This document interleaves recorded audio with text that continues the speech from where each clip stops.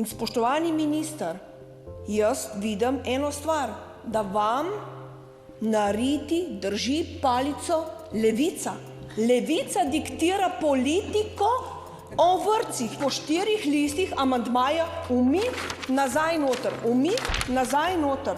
Ja, glejte, vi v Levici mislim, da imate težave.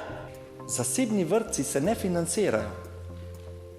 Financira se vzgoja in izobraževanje otroka. Temelje v slovenski ustavi, ki govorijo o svobodnem izobraževanju, beri tudi vzgoji, v konvenciji o otrokovih pravicah.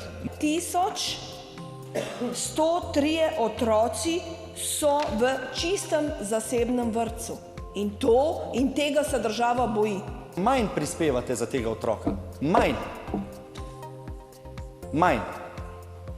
85% ekonomske cene. Gre za popolni ideološki razredni boj. Je prav, da starši vedo, ko se sindikat zavzema za ukinitev tega fleksibilnega normativa, da dejansko posega z roko v njihov žep.